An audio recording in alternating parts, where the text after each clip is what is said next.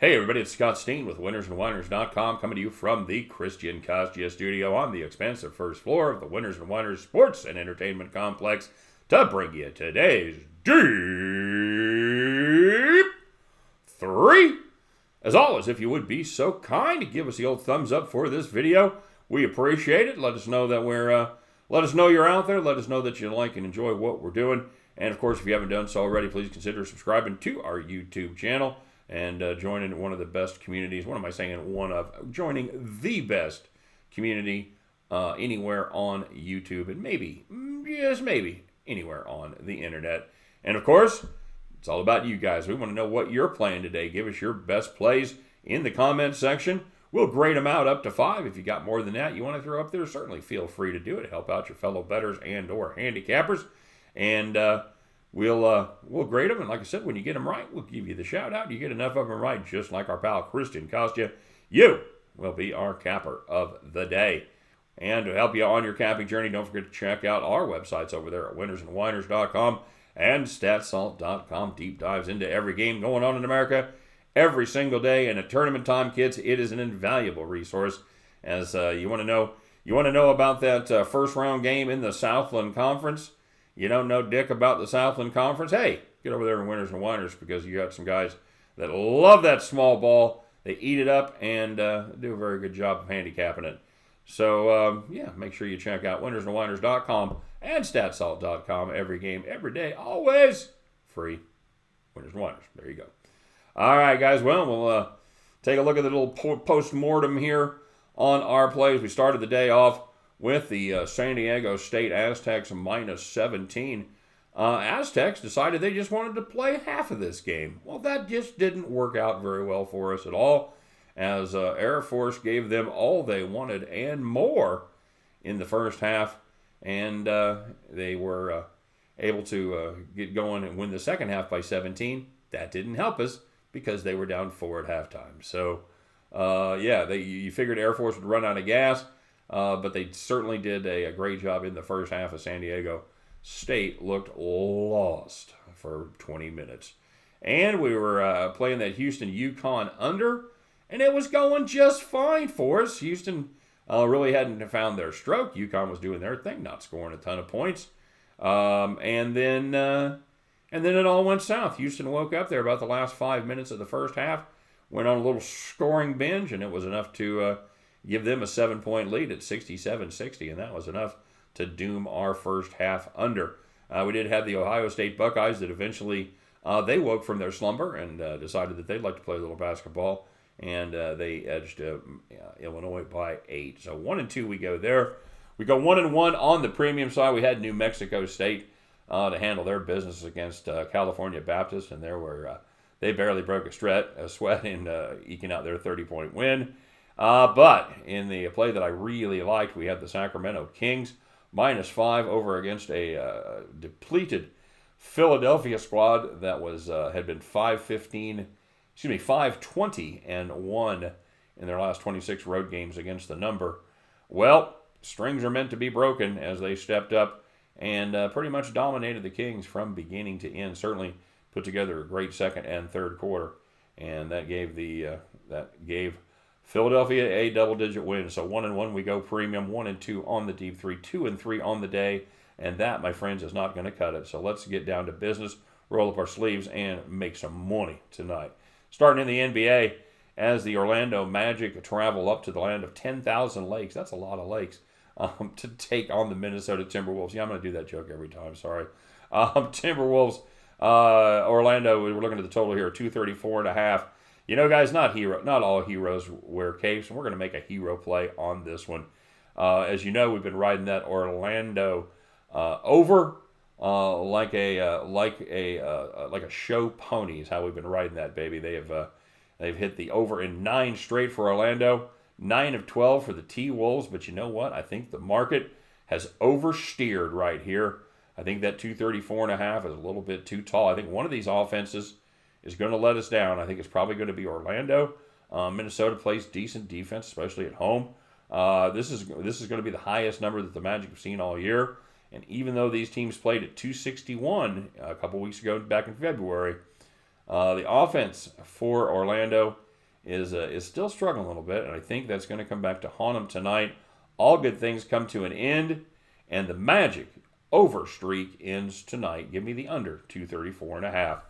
And we're going to turn our attention to the marquee game of the night as the Milwaukee Bucks travel to La La Land to take on the Los Angeles Lakers. Again, looking at the total of 228 here. In case anybody gets $1 every time somebody uses the phrase NBA Finals possible preview, I've gone ahead and set it there for you, so put yourself down for another buck. You know, with apologies to the Clippers and Raptors, these are far and away the two best teams in the NBA. Both teams are on a real nice defensive run. The Bucks, well, they've given up just 94 points per game over their last 5, and not surprisingly, they've seen the under go 5-0 in that stretch as their offense hasn't been hitting on all cylinders every game either, as they've failed to hit the century mark in 2 of those 5 games. And the Lakers playing pretty decent defense, especially at home. They give up 105.1 points per game. They're in the Staples Center, and they have seen the under hit 4 of their last 5 contests.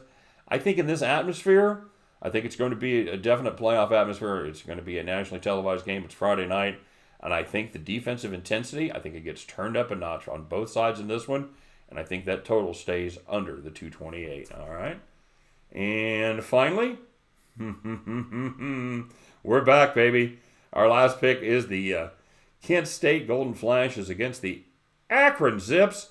Taking a look at that total, 145.5. Hey, man, what could be better than a Friday night date with our old pal Akron? Oh, what could possibly go wrong here? The under, it's cashed in 9 of their last 10. And when they're a favorite, the under has gone 16-6. Heck, even on Fridays, the under has gone 5-1, for God's sakes. Now, Kent State, well, they've seen the under go 4-2 in their last 6 road conference games. And again, don't like scoring points on Fridays. It's gone 4-2 on Fridays, and a ridiculous 15-5 on Fridays over the last 3 seasons. They haven't even liked to score points on Friday last year or the year before. Neither of these teams wants to score on Friday. Hey, you guys smell that? That smells like a lock. Give me the Kent State Akron under 145.5. Hey, give me the Milwaukee LA Lakers under 228. Oh, look at this. That's right. We're going 3. I didn't plan it this way. And we're going to start it with the Orlando, Minnesota under 234.5. By the way, all 3 of those games had the potential to be absolute screaming gigantic losers. All right, this is how I feel about these games. These are my plays, but I am noting that the potential for all 3 of these games to have a shit ton of points certainly exists. So take that for what you want. I know that when you cap games, you have that confidence and believe in yourself. I do. I believe that there's going to be a dearth of points tonight. But I'm just saying, these teams have scored points in the past. So give me those 3 overs. At the end of those 3, hey, it's Friday night. Let's make some money. You guys can join me. We'll pick up our winning under tickets, and we will head back to the window. All right. Quick reminder: we'll have the link to the premium subscription in the description of the video. If you'd like to get signed up, we'd love to have you on the premium team. Just follow the link, and you'll be good to go. All right. So let's see how you guys did today. This is my favorite part. I'm going to read you what your capper of the day yesterday, Christian Costi, had to say. I hope he was saying this tongue-in-cheek as a complete joke, because if this is in any way serious, well, then I'm pretty much a complete douchebag for reading it. All right, so Christian wrote, capper of the day, wow, it's never happened to me. First of all, I would like to thank God for gifting me with an ambitious gambling addiction. I would like to thank my family, who does not talk to me, due to my gambling addiction. And, of course, I would also like to thank my wife for divorcing me over said gambling addiction. And I would like to thank my kids, finally, who over the last 40 years have not seen a penny of child support because of why? Well, of course, it's my gambling addiction. Boy, things are starting to look up for me. And then Christian, in case we were all starting to get worried, he said, just kidding, guys. I don't believe in God. All right, kids. That's world-class funny right there. Like I said, unless he's serious. And then Christian, go to a meeting, buddy, and stop betting. Okay? That's all I'm saying. And by the way, if that describes any of you, if those kind of things have happened, all seriousness aside, all joking aside, get help. All right, call Gamblers Anonymous. There's a number in every state. Avail yourself of their services. All right, it's it ain't worth it. We're all doing this for fun. So if it's ever being a problem for somebody, please stop betting. Get some help. All right, Christian, thanks for giving me a laugh. All right, so we'll take a look and see who had perfect attendance. We'll start off with Christian Causey. He had his play of the day, Arizona State minus the 6. Man, a lot of people like that. I even wrote it with you guys in camaraderie.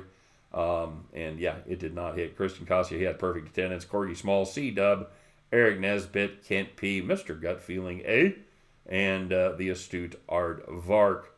A couple of juicers out there, Gerald Miner and Derek Saunders, both got juiced. And just a couple of profitable players. It is definitely a land of the barefoot day, and a couple of guys did have one shoe on. Pat Cogney went 1-0 with his straight pick, 1-2-1 with his parlays. If I have this figured out right, I believe he made 75 on the day. And our capper of the day, you know him, you love him. He's usually the first one out there. Okay, that's a terrible, terrible horn. It is T-Train, everyone. 2-1 plus 90. Well done, T-Train. Well done indeed. Chugga, chugga. You, my friend, are the capper of the day. Well done. All right, guys. Well, it's Friday. Those tournaments are really starting to heat up now.